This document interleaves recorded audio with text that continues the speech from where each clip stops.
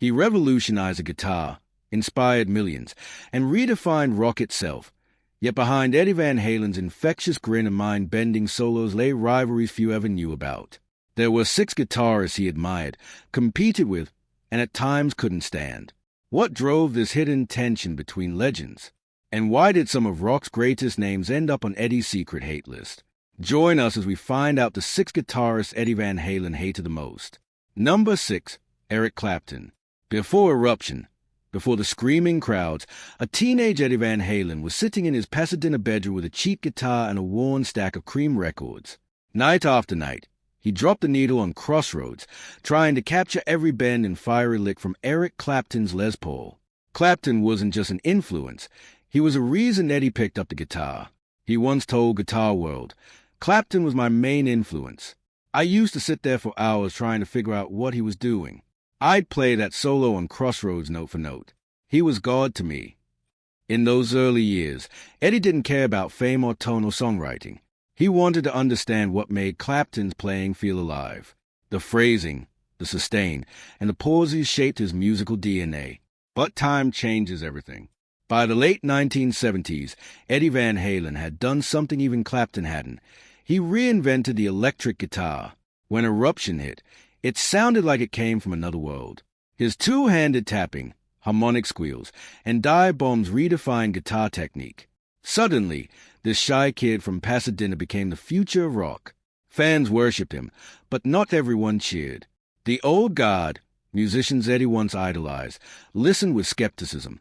In 1980, when Clapton was asked about Van Halen, his response stunned Eddie. Clapton said, "He's very good technically, but I don't hear much soul." It was a casual remark, but it cut deep. For Eddie, it was heartbreaking. The man who'd shaped his style now dismisses music as mechanical. Years later, he admitted, "It kind of broke my heart. I learned everything from him. I wasn't trying to outplay him.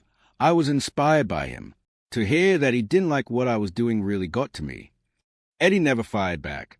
He never insulted Clapton in interviews. But friends say he quietly wrestled with the disappointment and how strange it felt to be rejected by his hero. Part of the clash came from philosophy.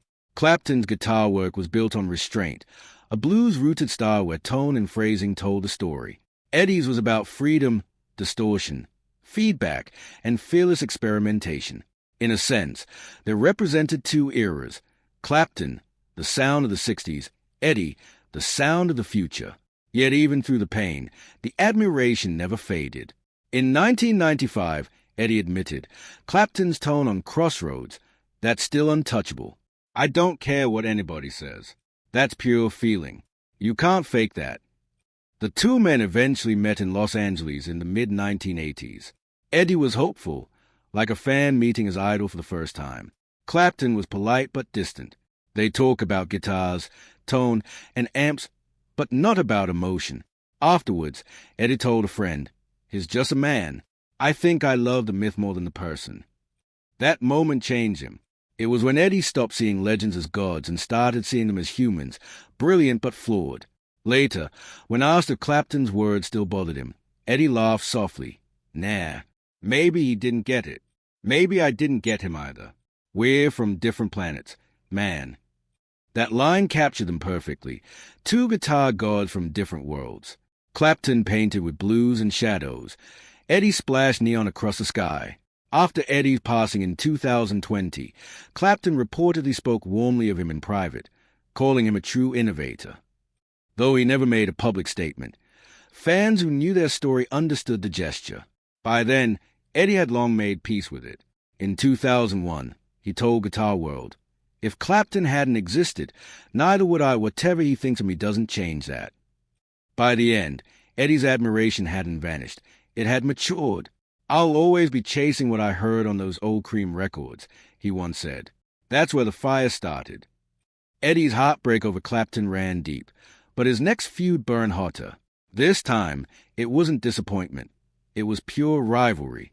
2 guitar gods, 1 stage, and no room for compromise. What happens when Eddie Van Halen goes head-to-head with the dark wizard of the Stratocaster?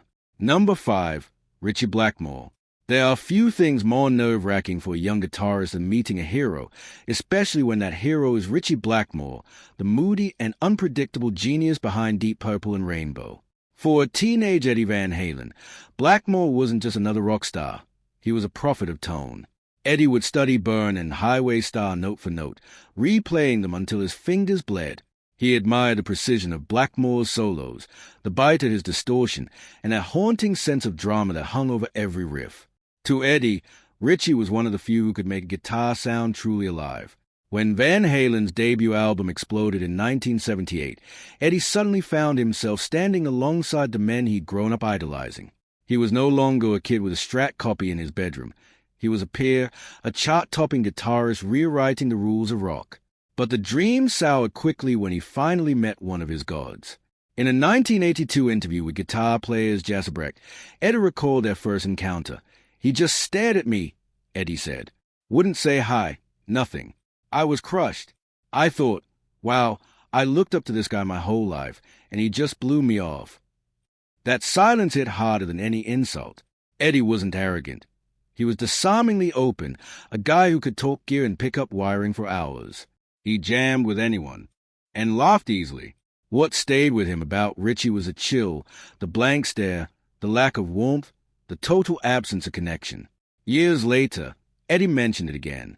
"People like Joe Perry and Ritchie Blackmore just gave me the shaft with their eyes," he told Rock and Roll Garage. "Wouldn't say hello. Wouldn't be nice. No, nothing. I'm not that way." That phrase, "the shaft with their eyes," summed up the sting perfectly. Eddie had just unleashed Eruption, a solo that detonated guitar technique and forced every rock musician to rethink what was possible. Yet his heroes, the men whose posters had once hung on his wall, looked at him with something colder than rivalry, dismissal. Part of it was Ritchie's personality. Blackmore was famously difficult, even with his own bandmates. His mystique depended on distance. And when he was asked years later what he thought of Van Halen, his response felt like both a compliment and a jab. "He's a fine player," Blackmore said, "but I think he plays too many notes." Fans argued for years over that line. Was it jealousy or old-school snobbery? In truth, it revealed a deeper divide in the split between two eras of rock guitar. Blackmore's style was shaped by classical phrasing and restraint. Every bend and vibrato was deliberate. Eddie's playing was the opposite, fluid, explosive, and unbound. Where Ritchie crafted control, Eddie embodied freedom. It wasn't exactly a feud, more a generational standoff. Eddie was the face of a new movement, the Californian innovators who rewired their amps, built their own guitars, and chased tones no one had ever heard. Blackmore was the last of the disciplined British hard rock purists, his fretwork rooted in precision and structure.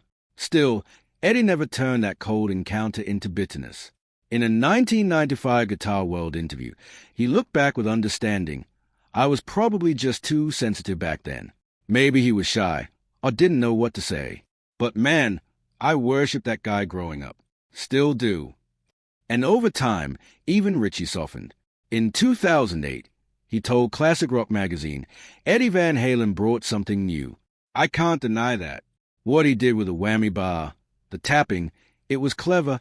He found his own voice." It was recognition, the very thing Eddie had once hoped for. Their paths diverged, yet they stayed bound by influence. Blackmore drifted into medieval ballads and Renaissance melodies with Blackmore's Night, chasing elegance over aggression. Eddie stayed restless, forever tinkering with his guitars and tone circuits, chasing a sound no one else could find. And he did. By the time the world lost Eddie Van Halen in 2020, even die-hard Blackmore fans had accepted what their hero finally admitted. He was brilliant.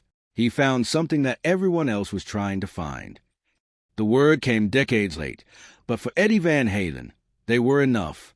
But Eddie would soon face a different kind of rejection, one loud, swaggering, and soaked in attitude.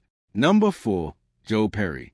In 1978, Van Halen was a new thunderstorm rolling across rock skyline, raw, electrifying, and impossible to ignore.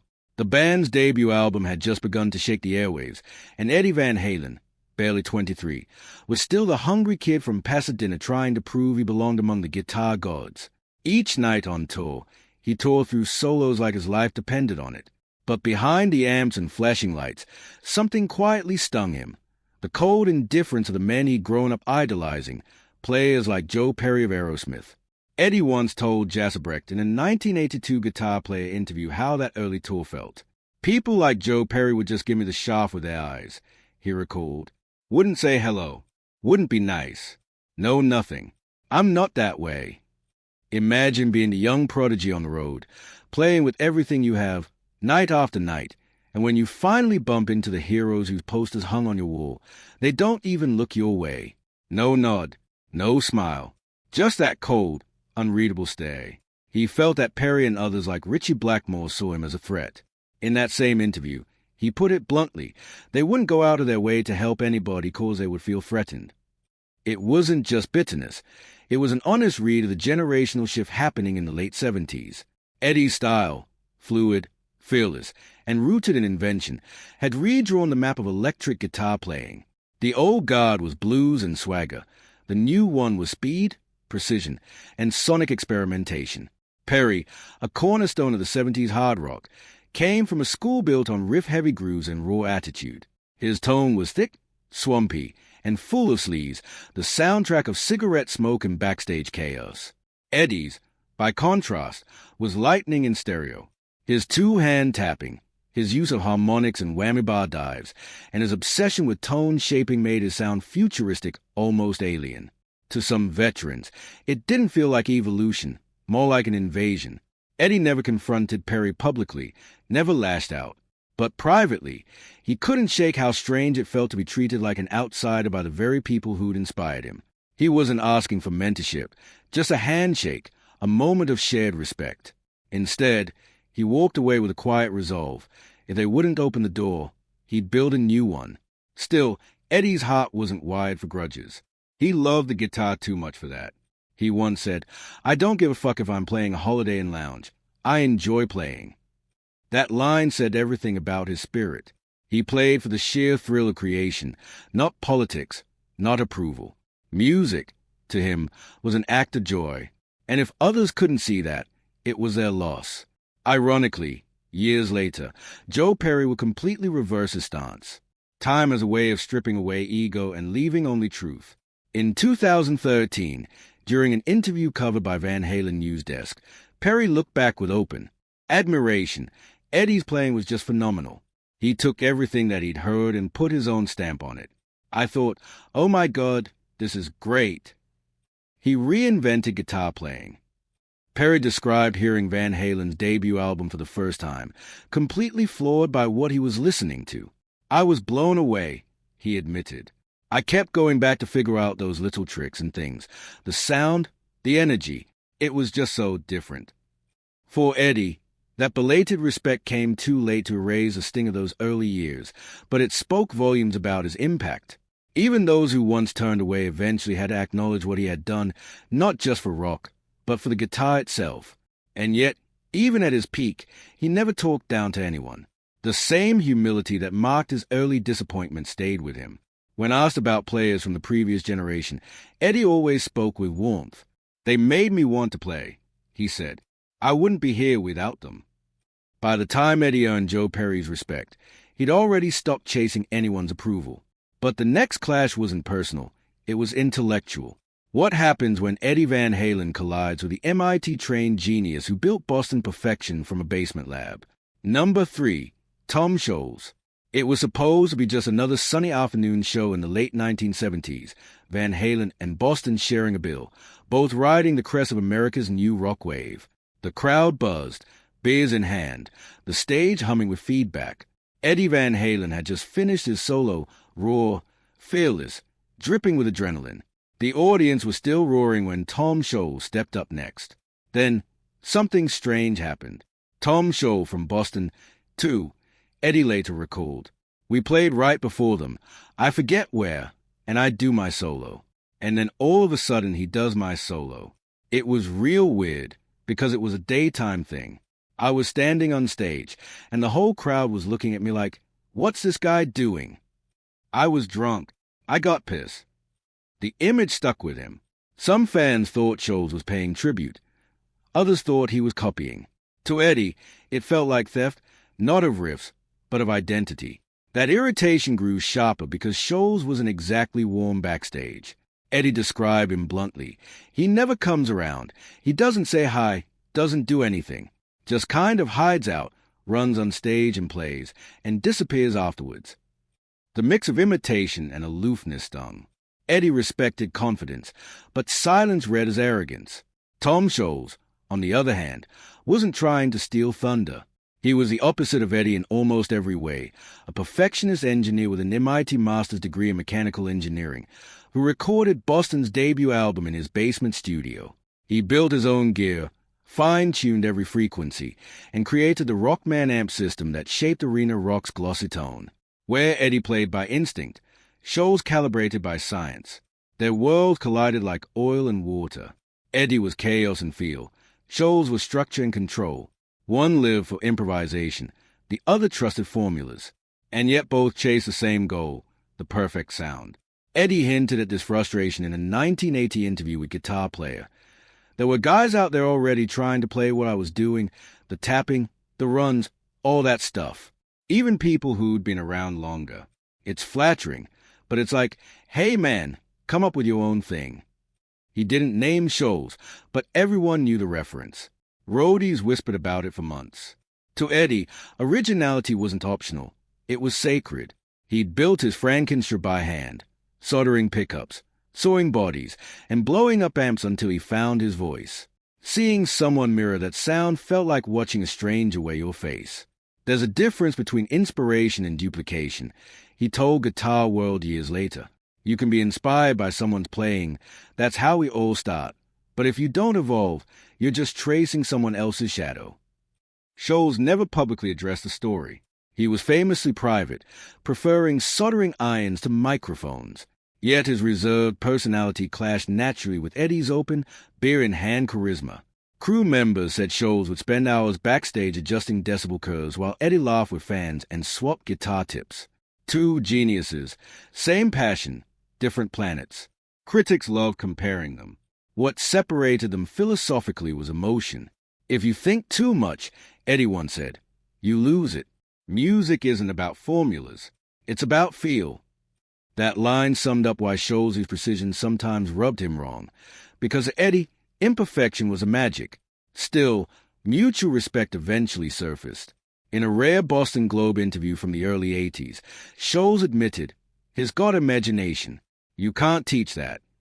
And Eddie, decades later, returned the courtesy. The guy built half the stuff he used. That's cool. I respect anyone who gets their hands dirty. Years later, when asked whether it bothered him that others had copied his style, Eddie smiled. If they do, good for them. But they'll never sound like me. Nobody can sound like anybody else. Not really. But while Eddie was learning to live with imitation, another storm was waiting, colder, sharper, and far more personal.